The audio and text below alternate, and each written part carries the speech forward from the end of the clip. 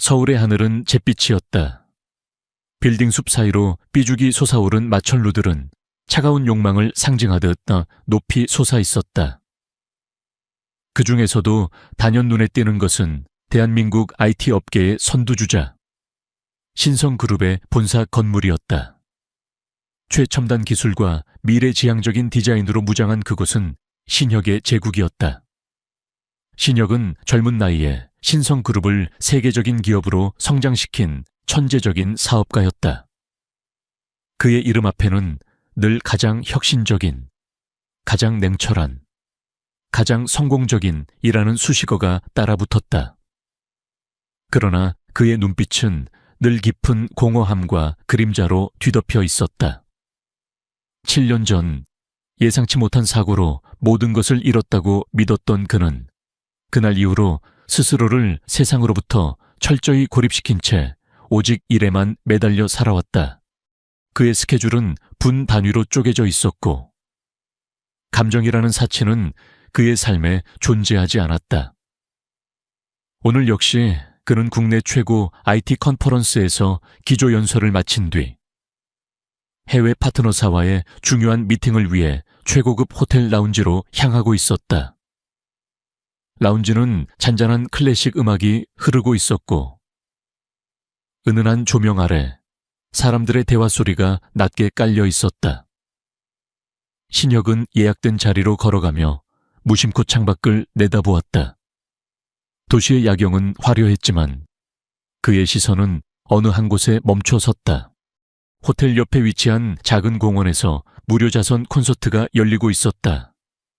아마추어 오케스트라가 서툰 듯 아름다운 선율을 연주하고 있었고 사람들은 간이 의자에 앉아 음악을 감상하고 있었다.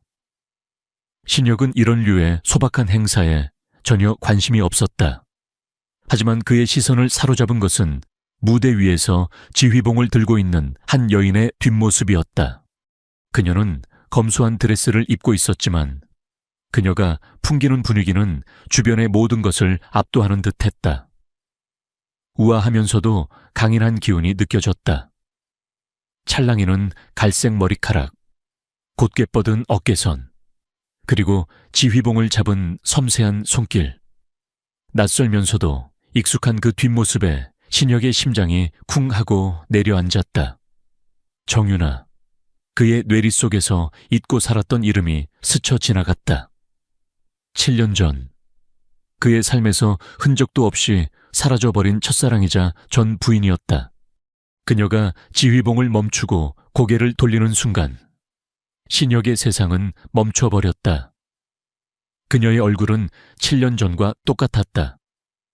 시간이 멈춘 듯 혹은 더욱 깊어진 성숙미가 더해진 아름다운 얼굴. 유나는 환한 미소를 지으며 관객들에게 인사했다. 그리고 그때 그녀의 옆에 서 있던 세 아이의 모습이 신혁의 눈에 들어왔다. 아이들은 모두 비슷한 또래로 보였다. 한 명은 왈가닥 같은 미소를 짓는 소녀였고 다른 두 명은 개구쟁이 같은 표정을 한 소년들이었다. 그들의 얼굴은 놀랍도록 신혁 자신과 닮아 있었다. 특히 아이들의 눈빛과 이목구비는 어린 시절의 신혁을 그대로 옮겨놓은 듯했다. 새 쌍둥이인가 하니 그보다 더 충격적인 것은 아이들이 자신과 너무나도 닮았다는 사실이었다. 심장이 발밑으로 곤두박질 치는 듯한 충격이었다. 잊고 살았던 유나의 얼굴과 자신을 쏙 빼닮은 새 아이들. 신혁의 머릿속은 혼란으로 가득 찼다. 설마 내 아이들인가? 그의 뇌리 속에서 질문이 폭풍처럼 휘몰아쳤다. 7년 전 유나와 헤어질 당시 그는 그녀가 임신했다는 사실을 전혀 알지 못했다. 아니, 그는 그녀가 자신을 배신했다고 오해하여 모든 것을 정리하고 그녀를 떠나보냈다. 혹시 이 아이들이 그 결과란 말인가? 신혁은 자기도 모르게 자리에서 일어나 공원을 향해 걸어갔다. 그의 발걸음은 불안했지만 동시에 알 수 없는 이끌림에 이끌리는 듯했다. 유나는 콘서트를 마친 후 아이들과 함께 인사를 나누고 있었다. 아이들은 유나의 치마폭을 붙잡고 재롱을 부리고 있었다. 그들의 모습은 너무나도 평화롭고 행복해 보였다. 신혁은 윤에게 다가가려 했지만 갑자기 그의 팔을 잡는 손길이 느껴졌다. 민혁 씨, 여기 계셨군요. 중요한 미팅이 곧 시작됩니다. 그의 비서인 김비서였다.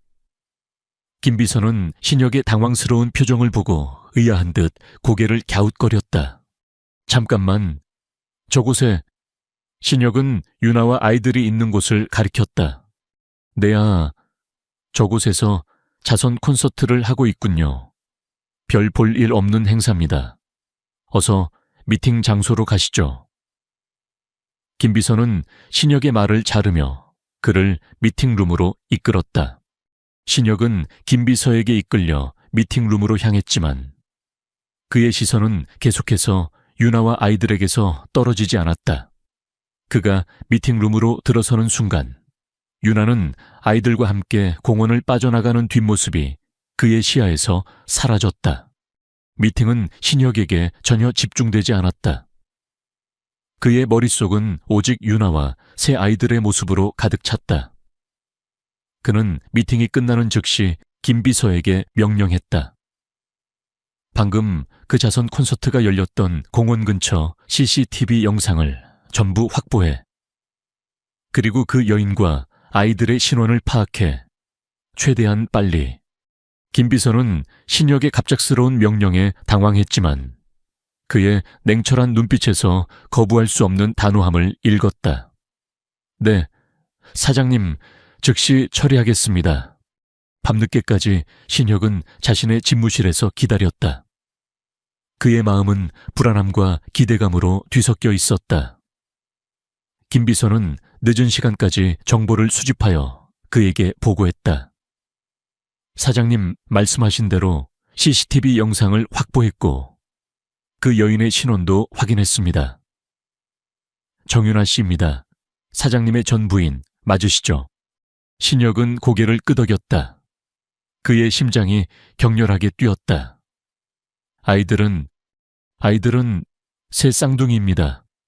강태율, 강하율, 강서율. 아이들의 출생 기록은 어머니의 성을 따랐습니다. 정윤아 씨의 아들, 딸로 등록되어 있습니다. 김비서는 조심스럽게 말했다. 신혁은 자신의 랩톱으로 김비서가 확보한 CCTV 영상을 틀었다. 영상 속에는 유나와 새 아이들이 콘서트를 마친 후 즐겁게 이야기하며 공원을 나서는 모습이 담겨 있었다. 아이들의 얼굴은 영상 속에서도 선명하게 신혁 자신을 빼닮아 있었다. 특히 태율의 눈빛은 어릴 적 자신의 눈빛과 놀랍도록 흡사했다. 신혁은 영상을 확대하여 아이들의 얼굴을 하나하나 살펴보았다. 그의 손은 미세하게 떨리고 있었다. 눈에서는 뜨거운 것이 치밀어 올랐다. 7년 전 그는 그녀를 떠나보냈고 그녀는 자신에게 아무것도 알리지 않고 홀로 새 아이를 키웠다. 그는 지난 7년 동안 이 세상에 자신의 아이들이 존재한다는 사실조차 모르고 살아왔다는 것에 엄청난 죄책감과 후회가 밀려들었다. 왜 내게 알리지 않았을까? 신혁은 고통스러운 듯 눈을 감았다. 무슨 일이 있었던 거지? 대체 7년 전 우리에게 무슨 일이 있었던 걸까? 신혁은 밤새도록 잠을 이룰 수 없었다. 그의 머릿속은 7년 전의 기억들로 가득 찼다. 유나와의 행복했던 순간들, 그리고 갑작스러운 이별의 순간. 그는 자신이 윤에게 했던 오해와 냉정했던 태도를 떠올리며 고통스러워했다. 그는 이 모든 것이 자신의 불찰이었고 그로 인해 유나와 아이들이 고통받았다는 사실에 자괴감을 느꼈다. 그는 즉시 김비서에게 명령했다. 내일 아침 일찍 정윤아 씨의 집 주소와 아이들의 학교 정보를 알아봐. 그리고 그들의 모든 것을 알아내. 7년 전 우리에게 무슨 일이 있었는지, 어머니와 박 실장님은 이 일에 대해 무엇을 알고 있었는지 모든 진실을 파헤쳐 신혁의 눈빛은 이제 냉철함 대신 강렬한 의지와 함께 알 수 없는 애틋함으로 가득 찼다. 그는 이제 단순한 재벌 총수가 아니었다. 그는 아버지가 되었다. 그리고 그는 자신의 아이들과 유나를 위해 7년 전의 진실을 파헤치고 모든 것을 되돌려 놓기로 결심했다. 그의 삶은 이제 완전히 새로운 국면을 맞이하게 된 것이었다. 신혁의 지시에 따라 김비서는 정윤아와 새 아이들의 모든 정보를 샅샅이 파헤치기 시작했다. 그의 머릿속은 오직 왜 윤아가 자신에게 아이들의 존재를 숨겼을까라는 질문으로 가득 찼다. 7년 전 그들의 이별은 너무나 갑작스러웠고 그 후 윤아는 신혁의 삶에서 흔적도 없이 사라졌다. 그는 그 이별이 자신의 오해와 불신 때문이었다고 자책하고 있었다. 김비서는 밤샘 작업 끝에 다음날 아침 신혁에게 보고서를 제출했다. 보고서에는 정윤아의 지난 7년간의 삶이 상세히 기록되어 있었다. 그녀는 신혁과 헤어진 후 곧바로 서울을 떠나 지방의 작은 도시로 내려갔다. 그곳에서 홀로 새 쌍둥이를 낳아 키웠고 생활고에 시달리면서도 아이들을 포기하지 않았다. 그녀는 낮에는 작은 카페에서 일하고 밤에는 번역 일을 하며 생계를 유지했다. 그녀의 삶은 고단하고 힘겨웠지만 아이들과 함께하는 사진 속 그녀의 얼굴에는 항상 미소가 있었다. 신혁은 보고서를 읽어 내려가며 심장이 찢어지는 듯한 고통을 느꼈다. 자신이 모든 것을 가졌을 때 윤아는 아무것도 없이 홀로 아이들을 키우며 고군분투했던 것이다. 그녀가 겪었을 고통과 외로움이 고스란히 느껴졌다. 그는 자신의 오해와 무관심이 그녀를 이토록 힘들게 만들었다는 사실에 죄책감으로 몸부림쳤다. 특히 보고서 말미에 첨부된 윤아와 아이들의 사진을 보면서 그의 눈가에는 뜨거운 물기가 맺혔다. 새 아이들은 너무나도 사랑스러웠고 그들의 얼굴에는 분명 신혁의 흔적이 고스란히 남아있었다. 아이들이 태어날 때부터 새 쌍둥이였습니까? 신혁은 목이 메는 듯한 목소리로 물었다. 네, 사장님, 보고서에 나와 있듯이 새 쌍둥이입니다. 아들 강태율, 딸 강하율, 그리고 또 다른 아들 강서율입니다. 김비서는 조심스럽게 대답했다. 타율, 하율, 서율. 신혁은 아이들의 이름을 되뇌었다. 그의 심장이 따뜻해지는 것을 느꼈다. 그는 더 이상 지체할 수 없었다. 그는 직접 윤아를 만나 모든 진실을 밝히고 아이들에게 자신의 존재를 알리고 싶었다. 신혁은 즉시 자신의 일정을 취소하고 윤아의 집으로 향했다.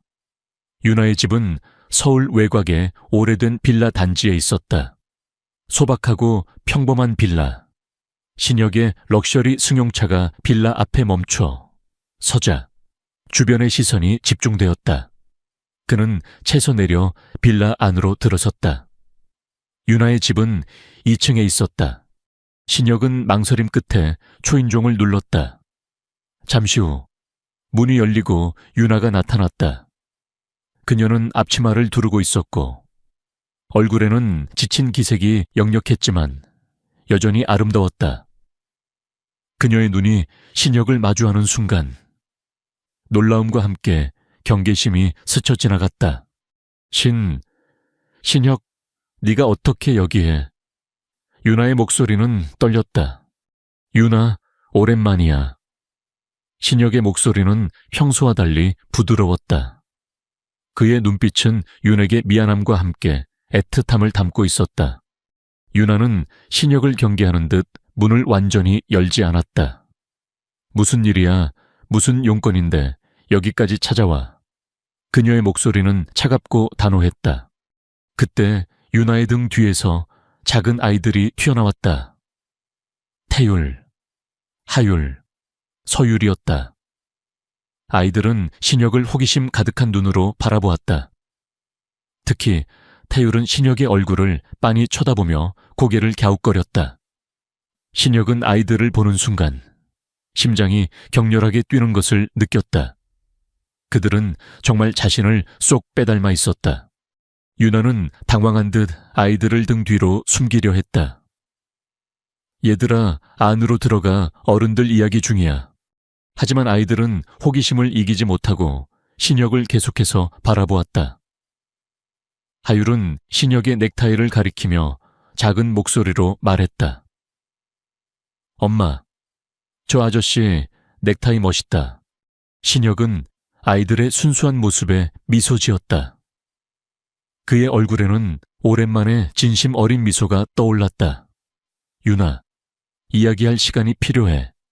아이들, 그리고 너에게 하고 싶은 이야기가 많아. 유나는 신혁의 눈빛에서 진심을 읽었지만 동시에 불안감을 떨칠 수 없었다. 그녀는 그에게서 멀리 떨어져 홀로 아이들을 키워왔다. 이제 와서 그가 나타난다면 자신들의 평화로운 삶이 흔들릴까봐 두려웠다. 이야기할 거 없어. 우린 이미 끝났잖아. 유나는 냉정하게 말했다. 돌아가. 다시는 찾아오지 마. 유나는 문을 닫으려 했지만 신혁이 발을 문틈에 끼워 넣었다. 유나, 제발 단 5분만이라도 좋아. 이야기할 기회를 줘. 신혁의 목소리에는 간절함이 묻어 있었다. 유나는 신혁의 간절한 눈빛과 그 뒤에 숨겨진 아이들의 호기심 어린 시선을 보고 결국 문을 열어주었다. 그녀는 신혁을 거실로 안내했지만 여전히 경계심을 풀지 않았다. 거실은 작고 소박했지만 아이들의 손때 묻은 흔적들이 가득했고 그 안에는 따뜻함이 느껴졌다. 신혁은 소파에 앉았다. 아이들은 신혁을 둘러싸고 호기심 어린 눈으로 그를 관찰했다. 태율은 신혁의 양복 주머니에 손을 넣으려 했고 하율은 신혁의 시계에 관심을 보였다. 서율은 신혁의 무릎에 기대어 앉았다.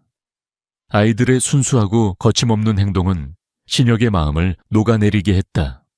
아이들이 몇 살이지? 신혁은 조심스럽게 물었다. 이제 곧 7살이야.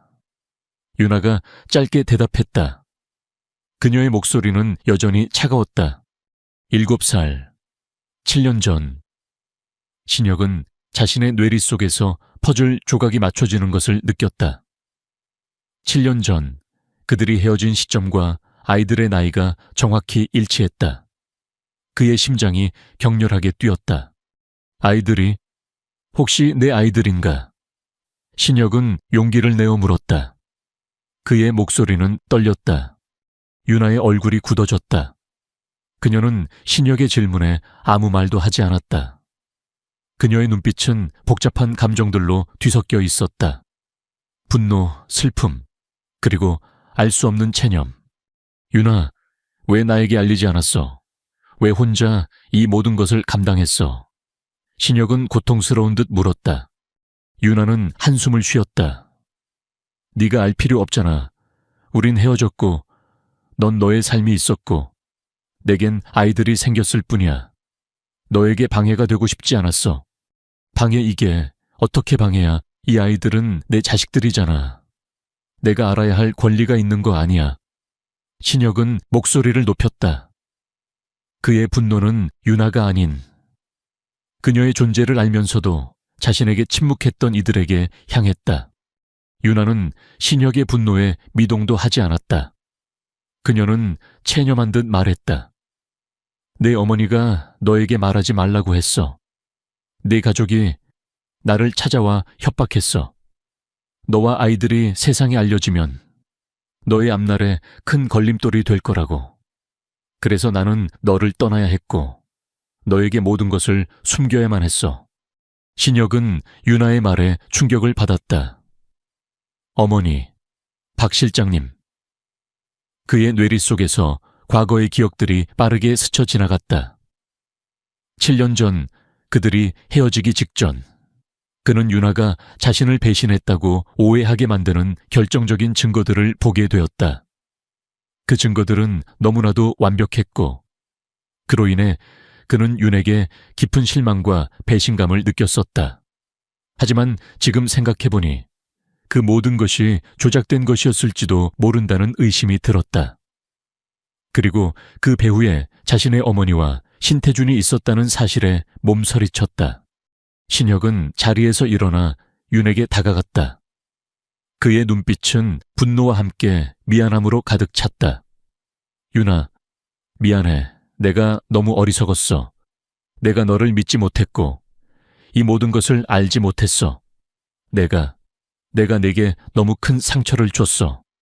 윤아는 신혁의 사과에 아무 말도 하지 않았다. 그녀의 눈에는 눈물이 그렁거렸다. 그녀는 지난 7년간 홀로 감당해왔던 모든 고통과 소름이 한꺼번에 밀려오는 것을 느꼈다. 하지만 이제라도 모든 것을 되돌려 놓을 거야. 내 아이들, 그리고 너, 아무도 너희들을 해치지 못하게 할 거야. 내가 모든 것을 바로잡을 거야. 신혁의 목소리는 단호했지만 그 안에는 흔들림 없는 결의가 담겨 있었다. 윤아는 신혁의 눈빛에서 진심을 읽었다. 그녀는 그의 어깨에 손을 올렸다. 그녀의 손은 차가웠지만 그 안에는 알 수 없는 희망이 느껴졌다. 아이들은 신혁과 윤아의 모습을 번갈아 보며 고개를 갸웃거렸다. 그들은 아직 어렸기에 어른들의 복잡한 감정을 이해하지 못했다. 하지만 그들의 순수한 눈빛은 신혁의 마음을 더욱 단단하게 만들었다. 신혁은 윤아와 아이들을 자신의 저택으로 데려가기로 결심했다. 그는 윤에게 제안했지만 윤아는 단호하게 거절했다. 안 돼. 우리는 너의 세상에 끼어들고 싶지 않아. 우리가 너의 가족에게 어떤 존재였는지 나는 너무나 잘 알고 있어. 아니, 이제 달라질 거야. 내가 모든 것을 바꿀 거야. 내 아이들이 편안하게 살 권리가 있고 윤아가 더 이상 고통받지 않을 권리가 있어. 제발 나를 믿어줘. 신혁은 간절하게 윤아를 설득했다. 그의 목소리에는 진심이 담겨 있었다. 결국 윤아는 신혁의 진심에 마음을 열었다. 그녀는 아이들의 미래를 위해 신혁의 제안을 받아들이기로 했다. 신혁은 윤아와 새 아이들을 자신의 럭셔리 승용차에 태웠다. 아이들은 신기한 듯 차 안을 둘러보았다. 그들의 작은 눈에는 새로운 세상에 대한 호기심이 가득했다. 차는 어둠 속을 가로질러 신혁의 저택으로 향했다. 그들의 삶은 이제 예상치 못한 방향으로 흘러가기 시작한 것이었다. 신혁은 윤아와 아이들의 존재가 자신의 삶에 어떤 거대한 변화를 가져올지 예감했다. 그리고 그는 이 모든 진실을 파고들어 자신의 가족과 신태준에게 복수하고 윤아와 아이들에게 빼앗긴 행복을 되찾아 줄 것을 굳게 다짐했다. 신혁의 저택은 밤하늘 아래 고요히 잠들어 있었다. 거대한 철문이 스르륵 열리고 럭셔리 승용차가 안으로 들어섰을 때 정윤아와 새 아이들은 그 웅장함에 압도되었다. 잘 가꿔진 정원과 화려한 조명들이 어둠 속에서도 빛을 발하고 있었다. 윤아의 삶과는 너무나도 동떨어진 세상이었다. 아이들, 신지환, 신지민, 신지수는 놀란 듯 눈을 크게 뜨고 창밖을 내다보았다. 차가 현관 앞에 멈추자 관리인으로 보이는 중년의 남자가 뛰어나왔다. 이강재 이사였다. 그는 신성그룹의 오랜 관리인이자 신혁의 아버지 때부터 집안일을 도맡아 해온 인물이었다. 그는 신혁에게 고개를 숙여 인사했지만 신혁의 차에서 내리는 윤아와 새 아이들을 보고는 당황한 기색을 감추지 못했다. 그의 눈빛에는 의아함과 함께 미세한 경계심이 스쳐 지나갔다. 강재는 박미연 여사의 절대적인 신임을 받는 인물이었기에 그의 표정은 더욱 복잡했다. 사장님, 이분들은 강재는 조심스럽게 물었다. 손님이다. 신혁은 짧게 대답하며 차에서 내렸다. 그의 목소리는 평소와 다름없이 냉담했지만 그 안에는 묘한 단호함이 섞여 있었다. 그는 유나와 아이들을 향해 고갯짓을 했다. 들어오시죠. 유나는 망설였지만 아이들은 이미 신혁의 뒤를 따르고 있었다.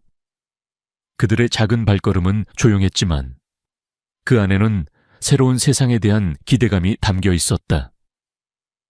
저택안은 겉모습만큼이나 화려하고 웅장했다. 대리석 바닥은 거울처럼 빛났고 곳곳에는 값비싼 미술품과 가구들이 놓여 있었다. 유나는 마치 꿈을 꾸는 듯한 기분이었다. 신혁, 지금 이게 무슨 짓이야? 그때 계단을 내려오던 박미연 여사가 날카로운 목소리로 소리쳤다. 그녀는 신혁의 어머니이자 신성그룹의 실세였다. 미연은 화려한 잠옷차림으로 내려왔지만 그녀의 얼굴에는 분노와 함께 불쾌감이 역력했다. 그녀의 눈은 유나와 아이들을 향해 경멸 어린 시선을 보냈다. 어머니, 손님입니다. 신혁은 어머니의 분노에 아랑곳하지 않고 차분하게 말했다.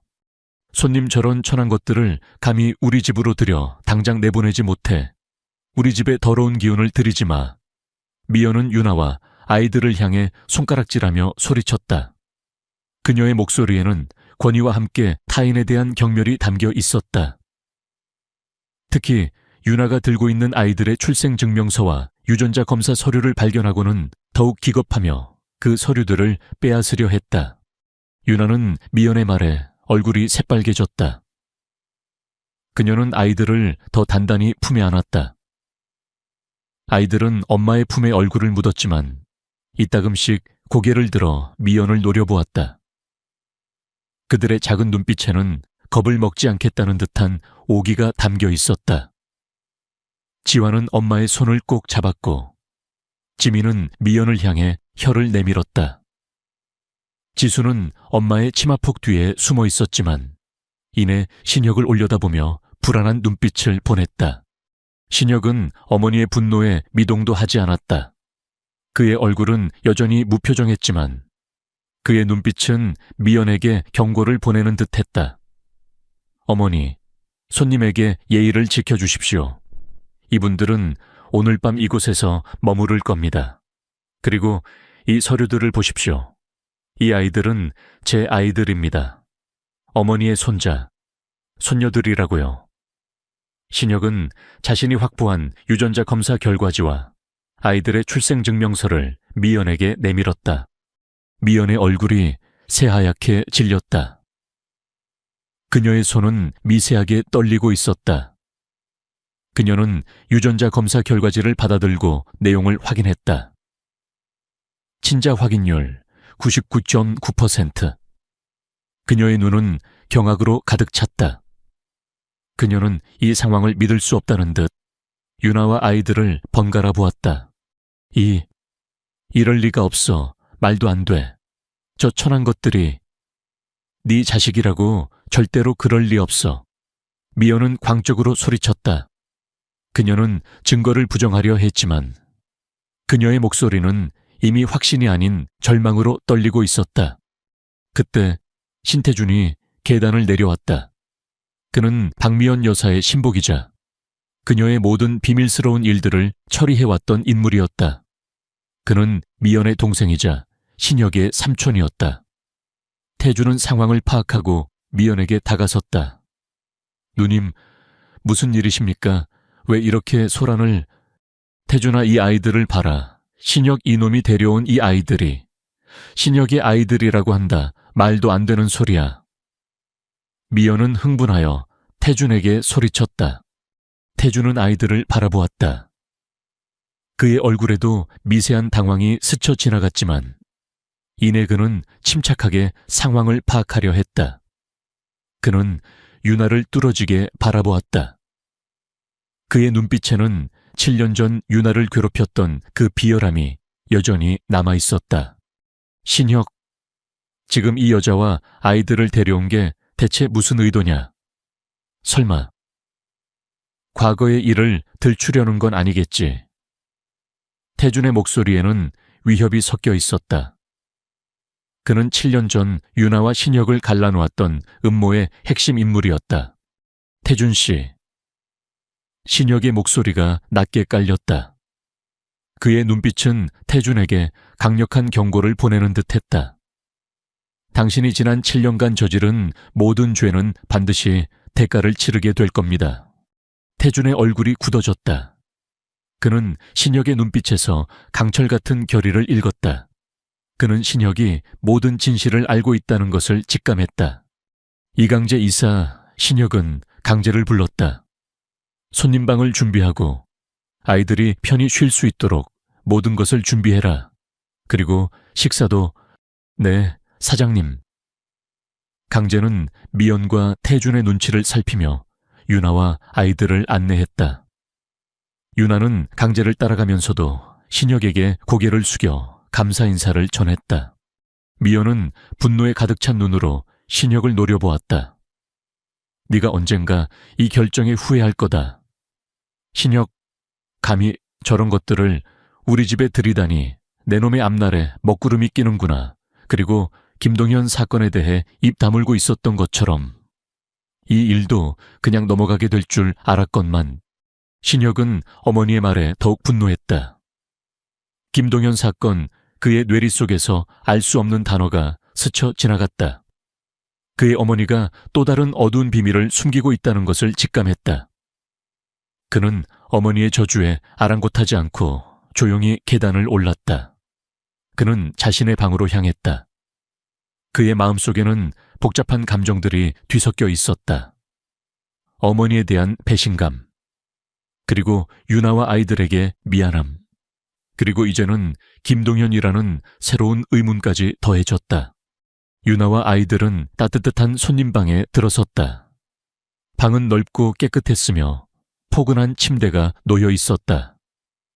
유나는 아이들을 침대에 앉히고 따뜻한 물에 몸을 씻겼다. 오랜만에 느껴보는 온기에 그녀의 몸과 마음이 녹아내리는 듯했다. 아이들도 깨끗한 옷으로 갈아입고 침대에 누웠다. 그들은 금방이라도 잠이 들 것 같은 표정이었다. 엄마, 저 아저씨, 우리 아빠야. 지환이 잠꼬대처럼 중얼거렸다. 유나는 지환의 머리를 쓰다듬었다. 그녀의 마음속에는 신혁에 대한 복잡한 감정이 피어났다. 그는 차갑고 냉담해 보였지만 동시에 알 수 없는 따뜻함과 강인함이 느껴졌다. 그녀는 그의 도움으로 이 차가운 밤거리를 벗어날 수 있었다. 하지만 그녀는 이 거대한 저택과 신혁의 배경이 두려웠다. 그들의 삶이 너무나도 달랐기 때문이었다. 게다가 박미연 여사와 신태준의 존재는 여전히 그녀를 옥죄고 있었다.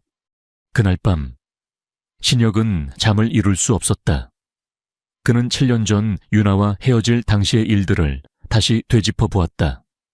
그때 그는 유나가 자신의 아버지의 경쟁사와 은밀히 접촉하여 신성그룹의 기밀을 빼돌리려 했다는 증거들을 보게 되었다. 그 증거들은 너무나도 명확했고 신혁은 윤에게 깊은 배신감을 느꼈다.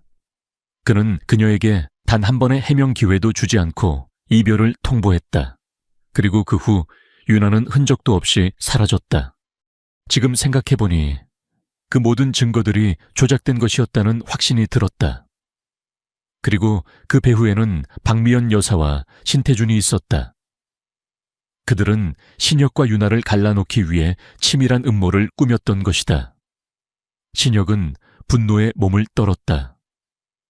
자신의 어머니가, 자신이 믿었던 가족이 이토록 추악한 일을 저질렀다니. 그는 김동현 사건이라는 어머니의 마지막 말에 다시금 집중했다. 분명 그 안에도 또 다른 비밀이 숨겨져 있을 터였다. 신혁은 즉시 자신의 랩톱을 켜고 김비서에게 연락했다. 김비서, 7년 전 정윤아가 신성그룹의 기밀을 빼돌렸다는 사건에 대해 다시 조사해. 모든 것을 재조사해. 그리고 김동현이라는 이름에 대해서도 알아봐. 어머니와 태준 씨가 연루된 모든 사건들을 파헤쳐. 김비서는 신혁의 갑작스러운 명령에 당황했지만 그의 목소리에서 느껴지는 강렬한 의지에 거부할 수 없었다. 네, 사장님, 즉시 처리하겠습니다. 신혁의 눈빛은 복수심과 정의감으로 불타올랐다. 그는 이제 더 이상 냉담한 재벌 총수가 아니었다. 그는 자신의 아이들과 윤아를 위해, 그리고 김동현이라는 알 수 없는 인물의 진실을 위해 모든 것을 걸기로 결심했다. 그의 삶은 이제 완전히 새로운 국면을 맞이하게 된 것이었다. 그는 박미연 여사와 신태준의 모든 죄를 파헤치고 그들에게 합당한 대가를 치르게 할 것이었다. 신혁의 지시를 받은 김비서는 7년 전 정윤아와 관련된 기밀 유출 사건, 그리고 김동현이라는 미지의 이름에 대한 조사를 착수했다. 신혁의 마음속에는 어머니 박미연 여사와 신태준 이사가 꾸몄을 음모에 대한 확신이 자리 잡고 있었다. 그는 더 이상 이 모든 것을 덮어둘 수 없었다. 윤아와 아이들에게 가해진 고통, 그리고 김동현이라는 인물이 겪었을 억울함을 생각하면 분노가 치밀어 올랐다. 그는 잠시 미뤄두었던 자신의 과거, 즉 그가 신성그룹의 CEO 자리에 오르기까지의 과정과 얽혀있는 그림자들을 다시 들여다보기 시작했다. 며칠 밤낮으로 이어진 조사 끝에 김비서는 충격적인 진실을 파헤쳐냈다. 정윤아가 신성그룹의 기밀을 빼돌렸다는 증거는 모두 조작된 것이었다. 박미연 여사는 자신의 아들인 신혁을 윤에게서 떼어놓기 위해 치밀한 계획을 세웠고 그 계획의 실행은 신태준의 손에 의해 이루어졌다. 태준은 당시 신성그룹의 핵심 기술을 빼돌리려던 외부 세력과 결탁하여 윤에게 누명을 씌웠고 그 과정에서 교묘하게 조작된 증거들을 신혁에게 흘려 그가 윤아를 오해하게 만들었던 것이다. 더욱 충격적인 사실은 김동현이라는 이름과 관련된 것이었다. 김동현은 7년 전 신성그룹의 미래를 좌우할 핵심 신기술을 개발 중이던 유망한 연구원이었다. 그는 태준의 불법적인 자금 흐름과 기술 유출 음모를 눈치채고 이를 폭로하려 했다. 그러나 태준은 박미연 여사의 지시를 받아 김동현을 제거하기로 결심했고 그에게도 윤아와 마찬가지로 하회사 기밀 유출이라는 누명을 씌워 감옥에 보냈다. 그리고 김동현은 감옥에서 의문의 사고로 사망했다. 그의 죽음은 철저히 은폐되었고 모든 기록은 말끔히 지워졌다. 심지어 이강재 이사마저도 이 사실을 알면서도 박미연 여사의 압력에 침묵할 수밖에 없었던 것이다. 신혁은 김비서의 보고를 들으며 분노로 몸을 떨었다. 그의 어머니가 자신의 성공을 위해 이토록 잔인하고 추악한 일들을 저질렀다니, 사랑했던 여인을 빼앗고 무고한 사람의 목숨을 앗아간 장본인이 바로 자신의 어머니였다는 사실은 그의 세상을 산산조각냈다. 그는 지난 7년 동안 자신이 믿었던 모든 것이 거짓이었다는 것에 엄청난 배신감을 느꼈다. 어머니, 신태준, 감히 나를 이렇게 속여 감히 윤아와 아이들에게, 그리고 김동현 씨에게 이런 짓을 해. 신혁은 이를 갈았다.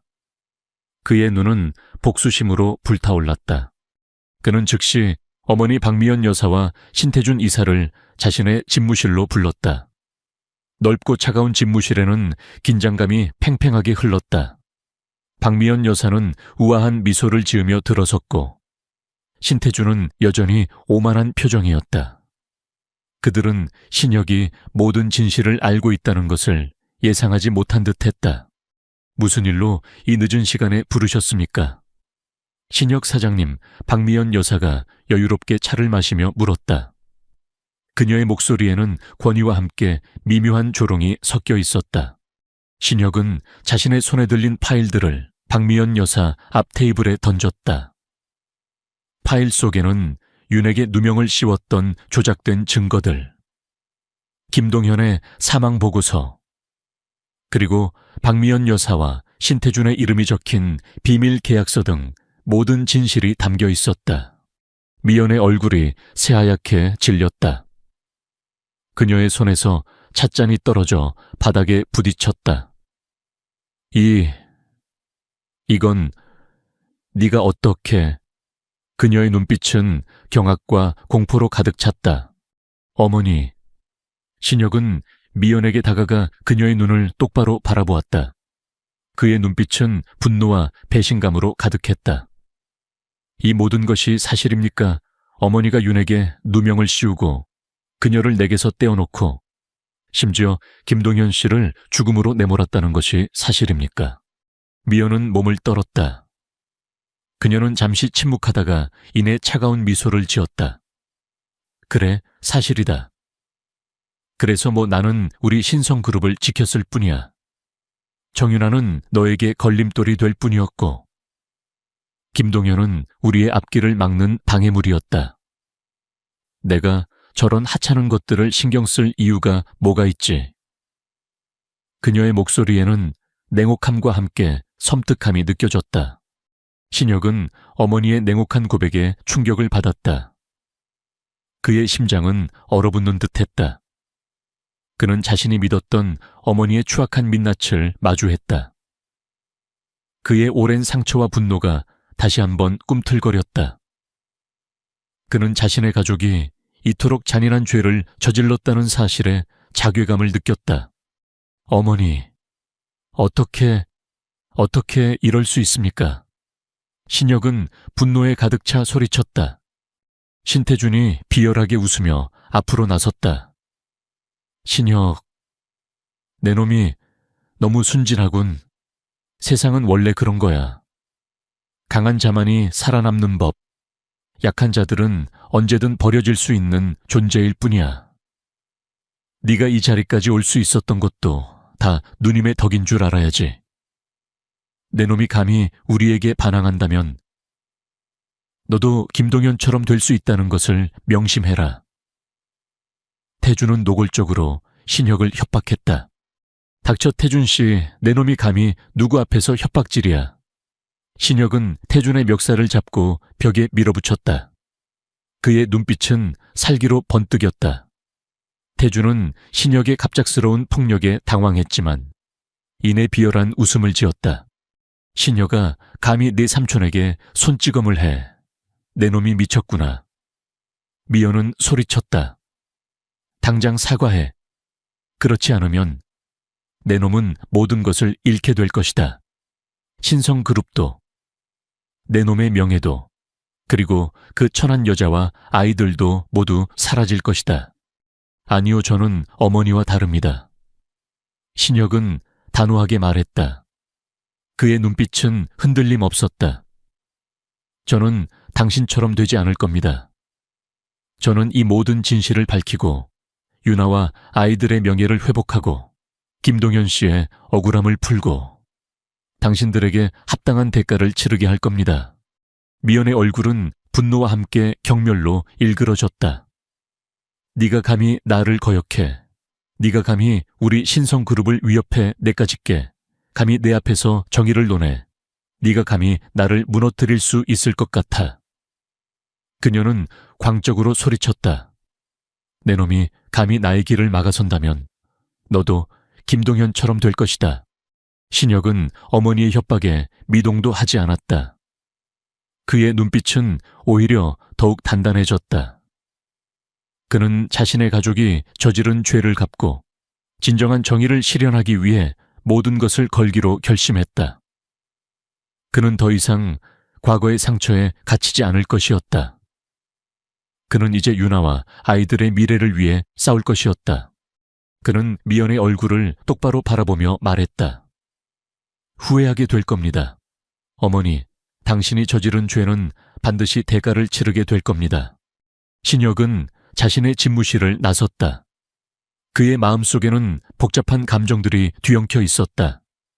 배신감, 분노, 슬픔, 그리고 동시에 새로운 결의. 그는 이제 자신이 무엇을 해야 할지 분명히 알았다.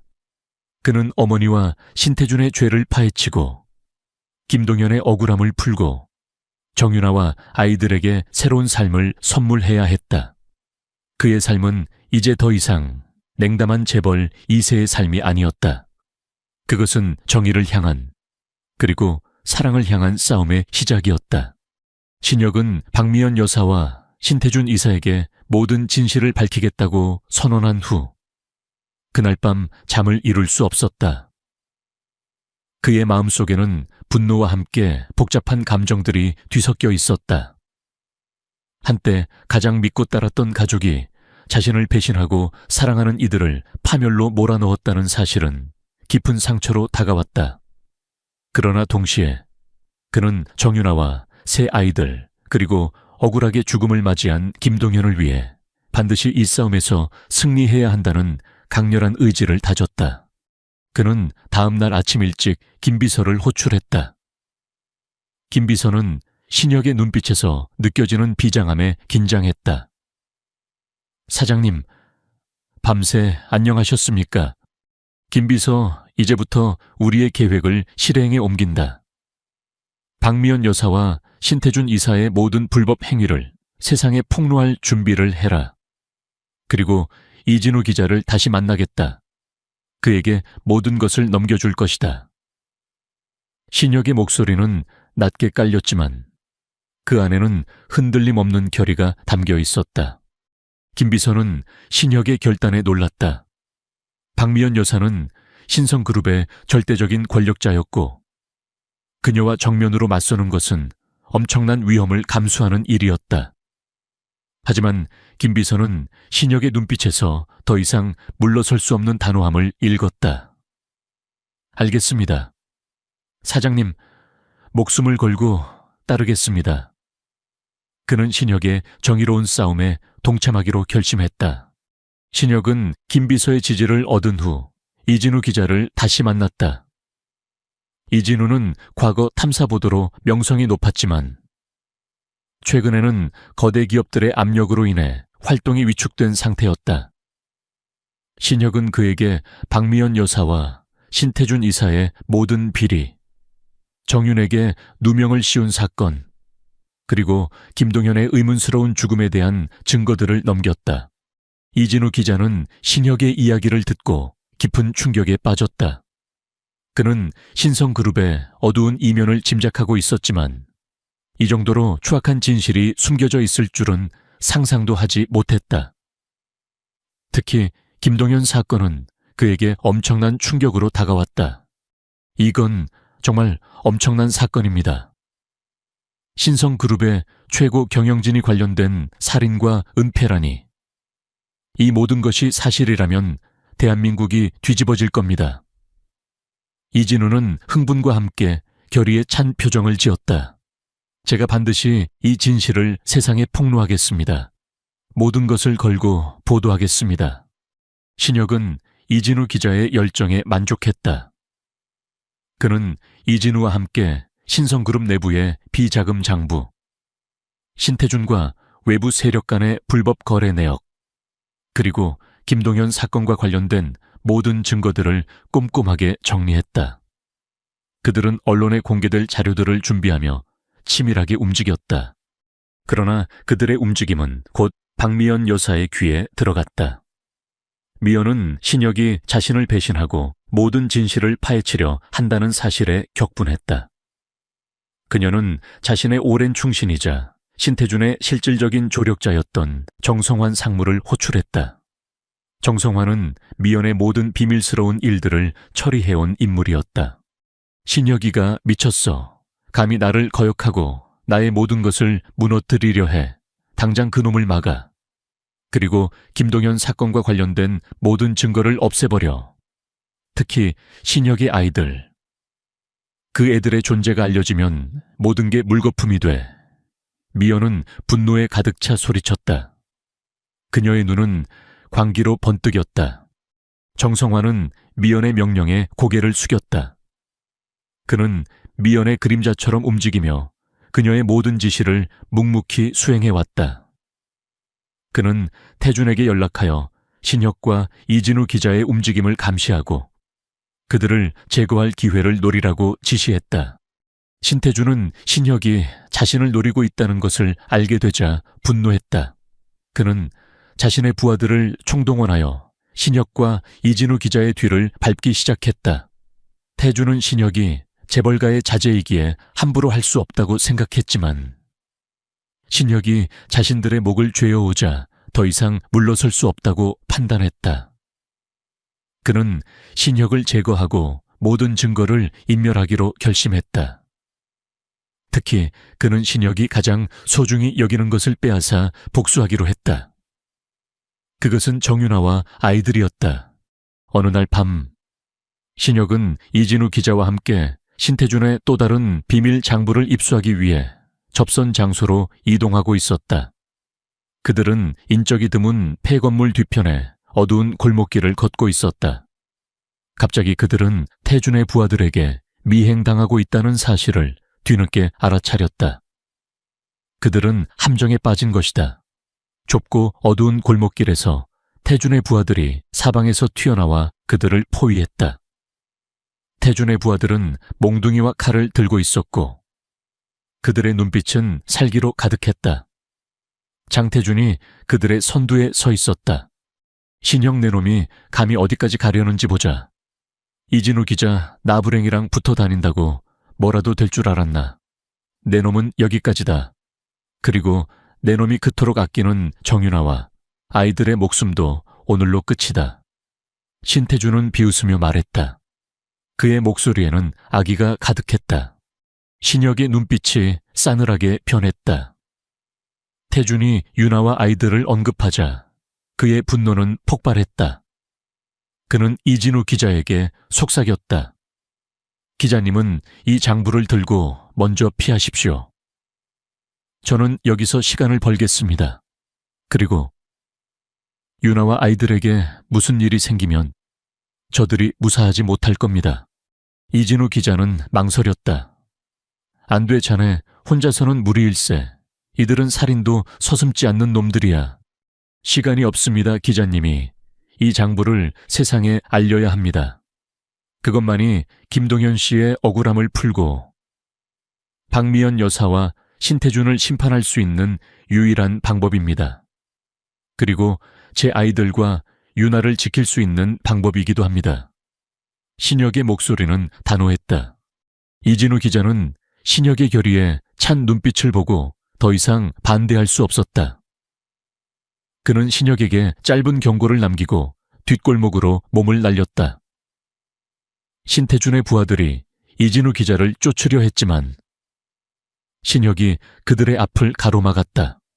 너희들의 상대는 나다. 신혁의 목소리는 차분했지만 그 안에는 강철 같은 의지가 담겨 있었다.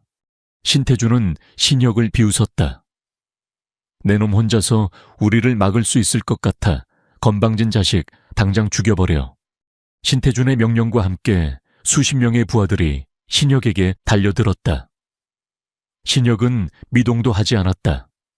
그의 눈빛은 오히려 더욱 날카로워졌다.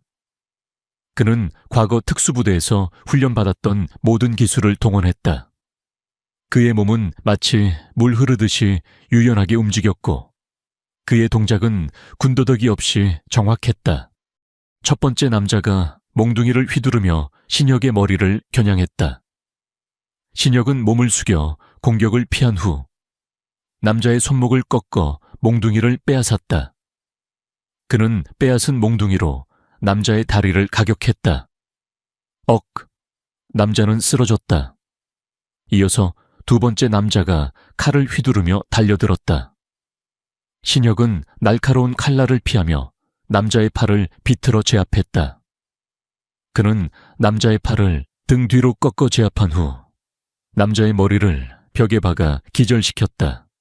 태준의 부하들은 신혁의 압도적인 실력에 당황했다. 그들은 자신들이 얕잡아 봤던 신혁이 얼마나 위험한 인물인지 뒤늦게 깨달았다. 그들은 수적 우위를 이용하여 신혁을 압박하려 했지만 신혁의 움직임은 그들의 상상을 초월했다.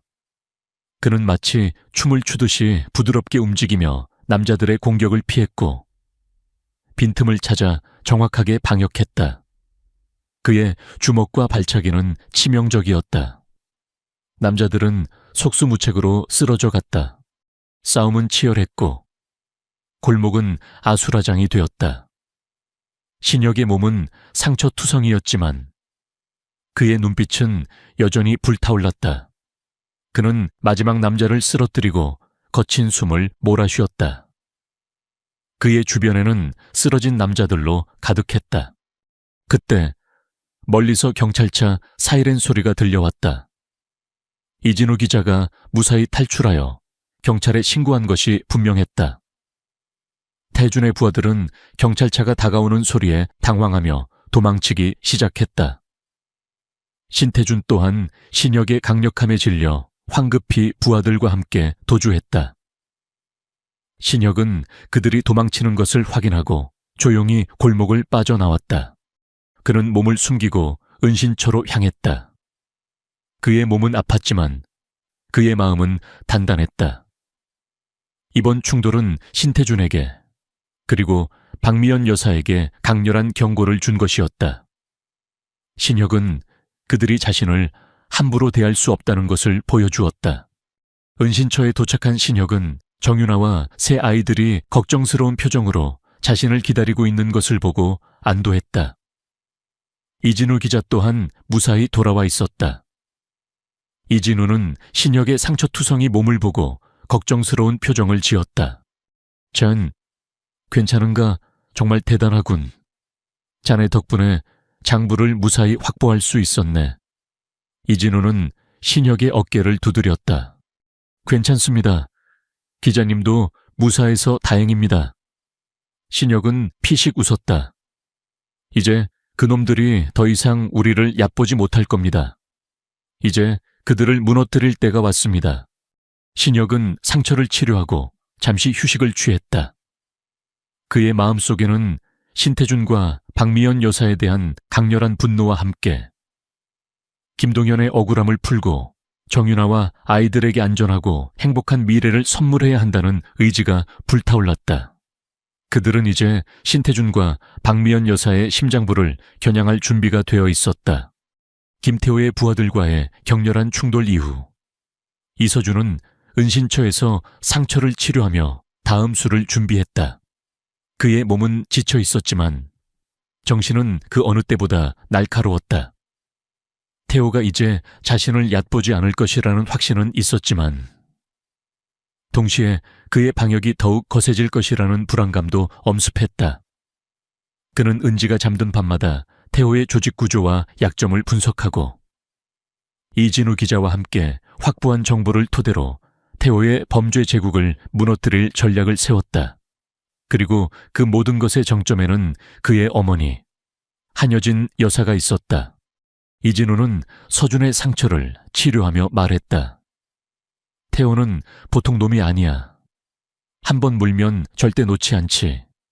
특히 자네가 그의 심기를 건드렸으니 다음번엔 훨씬 더 많은 놈들을 보낼 걸세. 그리고 한여진 사모님도 가만히 있지 않을 거야. 그분은 자신의 명예와 서진 그룹을 위해서라면 무슨 짓이든 할 수 있는 사람이야. 알고 있습니다. 서준의 목소리는 차분했지만 그의 눈빛은 흔들림 없었다. 그럴수록 우리는 더 빠르고 정확하게 움직여야 합니다. 그들이 예측할 수 없는 방식으로 움직여야 합니다. 며칠 후 태호와 한여진 여사의 움직임이 포착되었다. 이진우가 제공한 정보에 따르면 태호는 대규모 자금 세탁 작업을 위해 서울 외곽에 위치한 한 폐공장을 비밀리에 사용하고 있었다. 그곳에는 불법적인 돈과 함께 태호의 비리를 증명할 수 있는 장부들이 보관되어 있을 가능성이 높았다. 그리고 그 장부들 속에는 한여진 여사와 관련된 더 많은 증거들이 숨겨져 있을 터였다. 지우는 그곳을 급습하여 결정적인 증거를 확보하고 태호와 한여진 여사에게 치명타를 입히기로 결심했다. 하지만 그곳은 태호의 봉어지나 다름없어. 경비도 삼엄할 테고 매복도 있을 거야. 이진우가 걱정스러운 표정으로 말했다. 게다가 한여진 사모님도 그곳에 자신의 사람들을 배치해뒀을 가능성이 높아. 알고 있습니다. 하지만 더 이상 시간을 지체할 수 없습니다. 태호는 분명 김아롬을 노릴 겁니다. 김아롬은 김동현의 딸이자 살아있는 증거이니까요. 서준은 결연한 눈빛으로 이진우를 바라보았다. 저에게 방법이 있습니다. 하지만 아롬이에게서 잠시 떨어져 있어야 할지도 모릅니다. 아롬이는 제가 직접 나서야 할 이유이자 목표입니다. 은지는 아롬이는 지훈의 얼굴에서 비장함을 읽었다. 그녀는 아빠가 위험한 일을 하려 한다는 것을 직감했다. 아저씨, 어디 가요? 나 혼자 두지 마요. 아롬이의 목소리는 불안감으로 떨렸다. 그녀는 서준의 셔츠 자락을 꼭 붙잡았다. 서준은 아롬이에게 다가가 그녀를 품에 안았다. 그의 품은 따뜻하고 강인했다. 아저씨는 중요한 일을 해야 해. 아롬아, 널 안전하게 지키기 위해서. 잠시만 유리 이모랑 같이 있어 줄 수 있겠니? 아저씨가 꼭 돌아올게. 그는 아롬이의 머리를 쓰다듬으며 조용히 속삭였다. 그의 목소리에는 아롬이에 대한 깊은 애정과 함께 반드시 돌아오겠다는 굳은 맹세가 담겨 있었다. 아롬이는 눈물을 글썽였지만 서준의 결심을 꺾을 수 없다는 것을 알았다. 그녀는 고개를 끄덕였다. 꼭 돌아와야 해요. 아저씨, 아롬이 기다릴 거예요. 서준은 아롬이를 최유리에게 맡기고 이진우와 함께 폐공장으로 향했다. 그들은 태호의 감시망을 피하기 위해 인적이 드문 산길을 택했다. 폐공장은 거대한 그림자처럼 어둠 속에 웅크리고 있었다. 주변에는 높은 철조망과 감시 카메라가 촘촘하게 설치되어 있었고 공장 곳곳에서는 태호의 부하들과 한여진 여사의 경호원들이 경비를 서고 있었다. 그들은 완벽하게 협력하고 있었다. 저 안에는 최소 수십 명 이상의 부하들이 있을 걸세. 이진우가 서준에게 속삭였다. 자네 혼자서는 무리일세. 그리고 그들 중에는 여진 사모님의 개인 경호원들도 섞여 있어. 그들은 태호의 부하들보다 훨씬 더 위험한 놈들이야. 혼자가 아닙니다. 기자님이 저를 지원해 줄 겁니다. 서준은 짧게 대답했다. 그의 눈빛은 강철처럼 단단했다. 그들은 폐공장의 외곽을 따라 이동하며 지형을 살폈다. 서준은 과거 특수부대에서 훈련받았던 모든 기술을 동원했다. 그의 몸은 그림자처럼 어둠 속에 녹아들었고 그의 움직임은 소리 없이 정확했다. 그는 경비들의 동선을 파악하고 감시 카메라의 사각지대를 찾아냈다. 그는 폐공장 지하에 숨겨진 비밀 통로를 발견했다. 그것은 폐쇄된 하수관이었다. 이곳으로 침투하겠습니다. 서준은 이진우에게 말했다. 기자님은 여기서 대기하다가 제가 신호를 보내면 경찰과 언론을 불러주십시오. 증거를 확보하는 즉시 모든 것을 폭로해야 합니다. 이진우는 고개를 끄덕였다. 알겠네. 부디 몸조심하게. 자네는 김아롬의 희망이야. 서준은 고개를 숙여 인사하고 하수관으로 몸을 던졌다. 어둠 속에서 그의 움직임은 더욱 빠르고 민첩해졌다. 그는 마치 유령처럼 경비들의 눈을 피해 폐공장 안으로 침투했다. 내부에는 더 많은 경비들이 삼엄하게 지키고 있었다. 그들은 태호의 부하들과 한여진 여사의 개인 경호원들이었다. 그들은 조직적으로 움직이며 공장 내부를 철통같이 경비하고 있었다. 지훈은 서준은 그들을 하나하나 제압해 나갔다.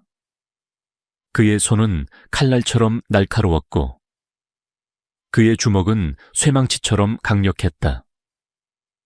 경비들은 그가 나타나는 순간을 알아채기도 전에 쓰러져 갔다. 그들의 몸은 미동도 없이 바닥에 나뒹굴었다. 서준은 과거의 모든 전투 경험을 되살려냈다.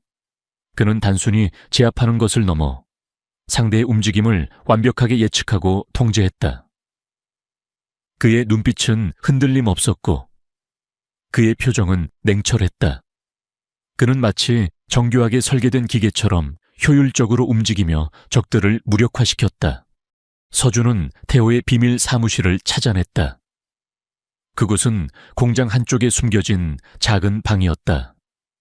문은 굳게 잠겨 있었지만 서준에게는 문제가 되지 않았다.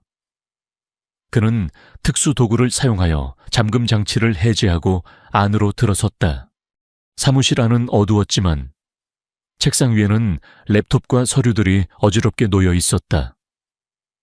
서준은 재빨리 랩톱을 켜고 데이터를 복사하기 시작했다.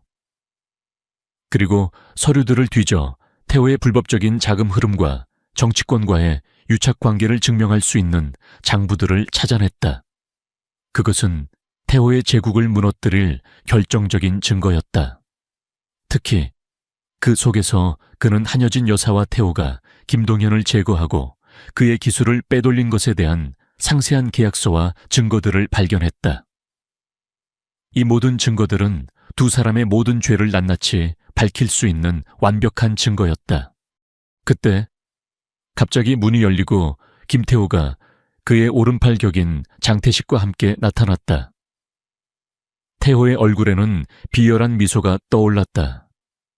겨우 묘지관리인 주제에 여기까지 올 줄이야. 대단하군. 박지훈, 이서준. 서준은 증거물 복사를 멈추지 않았다. 김태호, 이제 내 놈의 죄가 만천에 드러날 것이다. 하하하, 헛소리 이까짓 것들로 나를 무너뜨릴 수 있을 것 같나. 내가 누군지 잊었나 본데. 나는 김태호다. 대한민국을 주무르는 남자라고. 그리고 내 놈의 어머니 한여진 여사도 나와 한 배를 탔다는 사실은 잊었나 본데. 태호는 분노하며 소리쳤다. 당장 저놈을 처리해. 그리고 저놈이 들고 있는 증거를 확보해. 장태식이 서준에게 달려들었다. 그는 거대한 체구에 주먹질이 거칠었다. 서준은 랩톱을 닫고 몸을 돌렸다. 그는 남자의 공격을 피한 후 남자의 팔을 비틀어 역으로 제압했다. 남자는 고통에 신음하며 쓰러졌다. 이런 놈들로는 나를 막을 수 없을 것이다. 서준은 태호를 노려보며 말했다. 태호는 경악했다. 그는 서준의 실력이 예상보다 훨씬 뛰어나다는 것을 뒤늦게 깨달았다. 내 놈의 정체가 뭐냐? 어떻게 이런 실력을 가지고 있는 거야? 나는 김동현 씨의 억울함을 풀고 최유리 씨와 김아로미의 미래를 지키러 온 사람이다. 서준의 목소리는 낮게 깔렸지만 그 안에 담긴 분노는 태호에게도 전달될 정도였다. 태호는 서준의 말에 소름이 돋는 것을 느꼈다. 그는 김동현을 제거했을 때 모든 것이 완벽하다고 생각했다. 하지만 이제 그의 딸과 그를 돕는 이서준이라는 예상치 못한 존재가 자신을 위협하고 있었다. 내 놈이 감히 나의 사업을 방해하려 해. 내가 이 자리까지 오기 위해 얼마나 많은 것을 희생했는데 내까진 놈이 감히 나의 길을 막아설 수는 없어. 태호는 자신의 분노를 주체하지 못하고 소리쳤다. 그는 숨겨져 있던 권총을 꺼내 서준에게 겨냥했다. 꼼짝 마라. 한 발짝이라도 움직이면 그 자리에서 죽여버릴 테다. 저 증거를 내놓지 않으면 김아롬의 목숨도 장담할 수 없을 거다. 태호의 눈은 광기로 번뜩였다. 그는 서준의 약점을 정확히 짚었다. 서준은 태호의 총구 앞에서 미동도 하지 않았다. 그의 눈빛은 여전히 강렬했다. 총은 내 놈의 패배를 의미할 뿐이다. 그리고 김아롬에게 송긋 하나라도 되는 순간 내 놈은 지옥을 보게 될 것이다. 그때 예상치 못한 소리가 들려왔다. 폐공장 밖에서 경찰차 사이렌 소리가 울려 퍼졌다. 이진우가 미리 신고한 것이 분명했다. 태호의 얼굴은 당황과 분노로 일그러졌다. 그의 부하들과 경호원들이 공장 곳곳에서 혼비백산하며 도망치기 시작했다. 젠장 이진우, 그 늙은이가 감히 나를 배신해 한여진 그 여자도 연락이 안 돼. 태호는 이를 갈았다. 그의 계획은 완전히 틀어지고 있었다. 서준은 태호가 한눈을 파는 사이에 빠르게 움직였다. 그는 태호에게 달려들어 그의 손에서 권총을 빼앗았다. 태호는 서준의 빠른 움직임에 속수무책이었다. 서준은 태호의 팔을 뒤로 꺾어 제압하고 그를 벽에 밀어붙였다. 이제 모든 것이 끝났다. 김태호, 그리고 너와 함께한 한여진 여사도 끝이다. 서준의 목소리는 차분했지만 그 안에는 승자의 여유와 정의감이 담겨 있었다. 경찰들이 폐공장 안으로 들이닥쳤다. 그들은 서준에게 제압당한 태호와 곳곳에 쓰러져 있는 그의 부하들, 그리고 경호원들을 보고 경악했다. 이진우가 경찰과 함께 들어왔다. 그의 얼굴에는 안도감과 함께 자부심이 스쳐 지나갔다. 이서준 씨, 무사해서 다행입니다. 이제 증거만 있으면 됩니다. 이진우는 서준에게 다가갔다. 서준은 태호를 경찰에게 넘기고 확보한 증거물들을 이진우에게 건넸다. 태호는 경찰에게 연행되면서도 서준을 노려보았다. 그의 눈빛은 여전히 살기로 가득했지만 그 안에는 패배자의 절망감이 드리워져 있었다. 이서준, 내 놈이 감히 나를 이렇게 만들다니. 내가 이대로 당할 것 같아 반드시 복수할 것이다. 한여진 그 여자도 너를 가만두지 않을 거야. 태호는 광적으로 소리쳤다. 서준은 태호의 협박에 아랑곳하지 않았다. 그는 이진우와 함께 폐공장을 나섰다. 밤하늘에는 별들이 빛나고 있었다. 길고 치열했던 싸움은 이제 막을 내리고 있었다. 그의 마음속에는 김동현에 대한 애틋함과 함께 최유리, 김아로미에게 안전한 미래를 선물할 수 있다는 희망이 피어올랐다. 그러나 동시에 자신의 어머니가 이 모든 사건에 깊숙이 연루되어 있다는 사실은 그의 마음 한구석에 무거운 그림자를 드리웠다. 진정한 싸움은 이제 막 시작된 것일지도 몰랐다. 한여진 여사의 몰락과 김태호의 체포는 대한민국 사회를 뒤흔든 일대 사건이었다. 서진그룹은 깊은 혼란에 빠졌고 관련 기업들은 줄줄이 도산했다. 언론은 연일 정의의 실현을 외쳤지만 이서준에게는 승리감보다는 깊은 상실감이 더 크게 다가왔다. 그는 자신의 손으로 어머니를 법의 심판대에 세웠다. 비록 정의를 위한 선택이었지만 그 과정에서 가족이라는 가장 소중한 것을 잃었다는 사실은 그의 마음 한구석에 지울 수 없는 상처로 남았다. 폐공장 습격 사건 이후 서준은 최유리와 김아로미를 데리고 자신의 저택으로 돌아왔다. 저택은 예전처럼 화려했지만 이제는 이전의 차가운 기운 대신 알 수 없는 온기가 감돌고 있었다. 한여진 여사가 구속된 후 저택은 마치 억눌렸던 숨을 쉬는 듯했다. 아로미는 서준의 얼굴에 난 상처들을 보며 작은 손으로 조심스럽게 어루만졌다. 아저씨, 아파요. 그녀의 눈에는 걱정이 가득했다. 서준은 아로미의 작은 손을 잡고 미소 지었다. 그의 얼굴에 떠오른 미소는 아로미를 만난 이후 가장 환하고 따뜻한 미소였다. 아니, 아로마, 하나도 안 아파. 아로미 덕분에 아저씨가 이렇게 웃을 수 있게 되었어. 그의 목소리에는 진심이 담겨 있었다. 최유리는 그런 서준을 바라보며 눈물을 글썽였다. 그녀의 남편 김동현의 억울함이 드디어 풀린 것이다. 그녀는 서준에게 깊이 고개 숙여 감사 인사를 전했다. 이서준 씨, 정말 감사합니다. 저희 남편의 억울함을 풀어주시고 아로미에게 새로운 삶을 선물해 주셔서 평생 이 은혜 잊지 않겠습니다. 아닙니다. 제가 해야 할 일을 했을 뿐입니다. 서준은 유리를 안심시켰다. 그의 목소리는 차분했지만 그의 눈빛은 흔들림 없었다. 이제 유비 씨와 아로미는 안전합니다. 아무도 두 사람을 해치지 못할 겁니다. 제가 약속하겠습니다. 그날 밤 서준은 아로미가 잠든 것을 확인하고 조용히 거실로 나왔다. 이진우 기자가 그를 기다리고 있었다.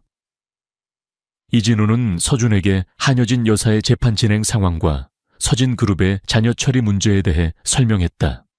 한여진 사모님은 모든 혐의를 인정했습니다.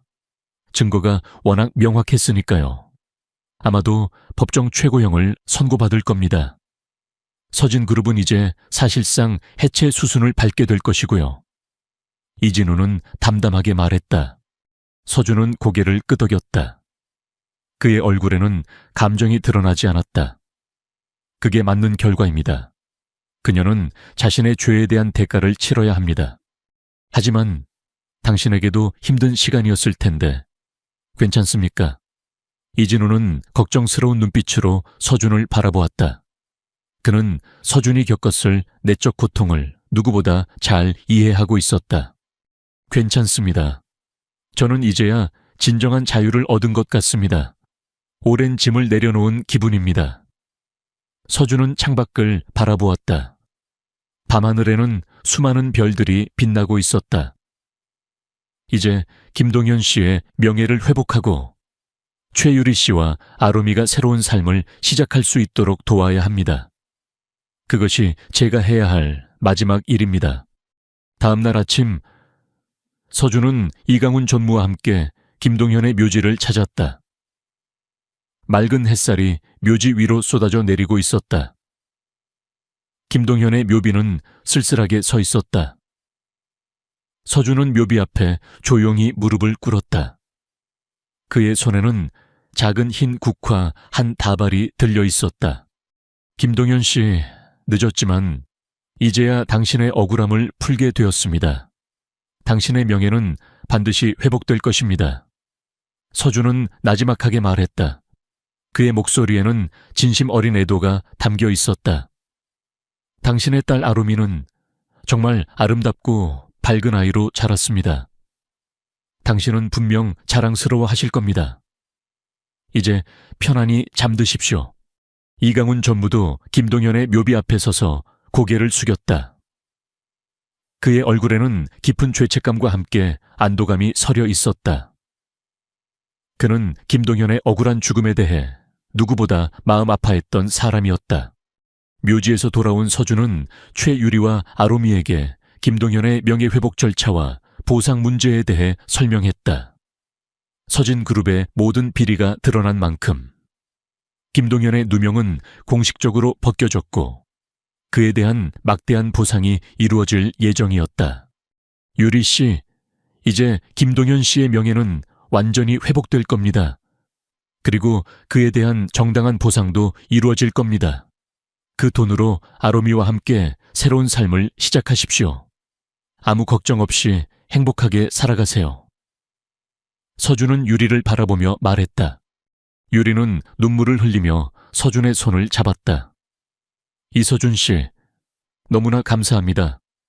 저희에게 이렇게 큰 은혜를 베풀어 주시다니 어떻게 갚아야 할지 갚을 필요 없습니다. 저의 속죄이자 김아로미의 미래를 위한 투자라고 생각하십시오. 서준은 담담하게 말했다. 서준은 유리가 보상금으로 새로운 삶을 시작할 수 있도록 도왔다. 유리는 서준의 도움으로 작은 꽃집을 열었다.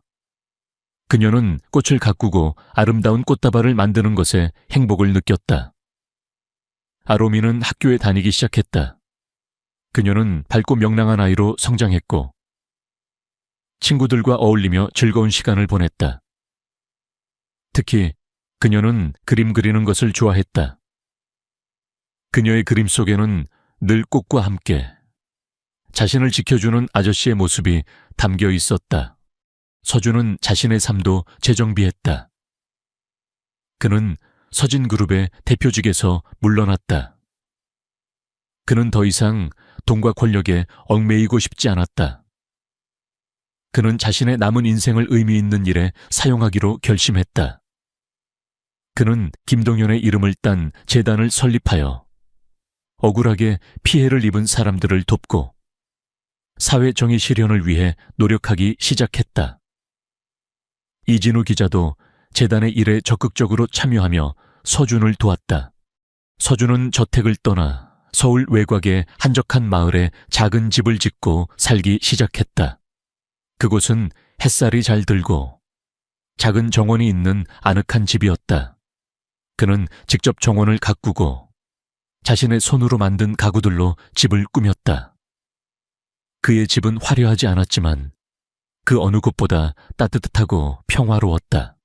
아롬이는 주말마다 서준의 집에 찾아왔다. 그녀는 서준의 품에 안겨 종알종알 학교 생활 이야기를 들려주었고 서준은 아롬이의 이야기를 들으며 행복하게 미소 지었다. 아롬이는 서준에게 더 이상 슬픈 그림자가 보이지 않는다고 말했다. 그녀의 말은 서준의 마음을 따뜻하게 감쌌다. 어느 날 아롬이가 서준의 집에 찾아와 그림을 그렸다. 그녀는 커다란 스케치북에 꽃밭과 함께 3명의 사람을 그렸다. 자신과 엄마, 그리고 아저씨. 그녀는 그림을 완성하고 서준에게 내밀었다. 아저씨, 아롬이 그림 잘 그렸죠? 이건 우리 가족이에요. 아저씨는 이제 아롬이 아빠예요. 아롬이가 해맑게 웃으며 말했다. 그녀의 말은 서준의 심장을 강하게 울렸다. 서준은 아롬이의 그림을 물끄러미 바라보았다. 그림 속에는 행복해 보이는 세 가족의 모습이 담겨 있었다. 그는 아롬이의 작은 몸을 품에 꼭 안았다. 그의 눈에는 뜨거운 눈물이 맺혔다. 그는 아롬이의 말에서 진정한 가족의 의미를 깨달았다. 그는 이제 더 이상 혼자가 아니었다. 그에게는 그를 사랑하고 의지하는 아롬이와 최유리가 있었다. 서준과 유리는 서로에게 천천히 마음을 열었다. 그들은 김동현이라는 아픔을 공유하고 아롬이라는 사랑스러운 연결고리를 통해 서로에게 깊이 스며들었다. 서준은 유리의 강인함과 따뜻함에 매료되었고 유리는 서준의 강직함과 깊은 배려심에 감동했다. 그들의 관계는 사랑으로 발전했고 마침내 서준과 유리는 결혼하여 아롬이와 함께 진정한 가족을 이루었다. 아롬이는 이제 2명의 아빠를 갖게 되었다. 비록 한 아빠는 하늘에 있지만 다른 아빠는 늘 그녀의 곁에서 그녀를 지켜주고 사랑해 주었다. 그녀의 얼굴에는 항상 웃음꽃이 피어 있었고 그녀의 그림은 더욱 밝고 희망찬 색깔로 가득 찼다. 서준은 밤마다 아롬이와 유리가 잠든 얼굴을 바라보았다. 그의 심장은 평화와 행복으로 가득 찼다. 그는 김동현의 억울함을 풀고 최유리와 아롬이에게 새로운 삶을 선물하는 과정에서 자신 또한 구원받았다. 그의 삶은 더 이상 과거의 상처와 고독에 갇혀 있지 않았다. 그는 진정한 사랑과 가족의 의미를 깨달았고 그 안에서 영원한 행복을 찾았다. 그들의 이야기는 복수와 정의를 넘어선 사랑과 치유, 그리고 새로운 시작을 알리는 감동적인 여정이었다. 독자 여러분, 이 긴 여정에 함께해 주셔서 진심으로 감사합니다. 삶의 가장 어두운 순간에 만난 인연이 어떻게 서로의 상처를 치유하고 잃어버렸던 모든 것을 되찾게 했는지, 그리고 마침내 진정한 가족의 의미를 찾아가는 서준과 유리, 아롬이의 이야기가 여러분의 마음에 깊은 울림을 주었기를 바랍니다. 이 이야기는 돈과 권력이 아닌 인간 본연의 따뜻한 마음과 진실된 사랑이 세상을 얼마나 아름답게 변화시킬 수 있는지를 보여주고자 했습니다. 고통 속에서도 희망을 잃지 않고 용기를 내어 정의를 실현하며 서로를 보듬어 안는 과정에서 우리는 진정한 행복을 찾을 수 있음을 기억해 주셨으면 합니다. 다시 한번 여러분의 관심과 사랑에 감사드리며 이 이야기가 여러분의 삶에도 작은 위로와 용기가 되기를 바랍니다.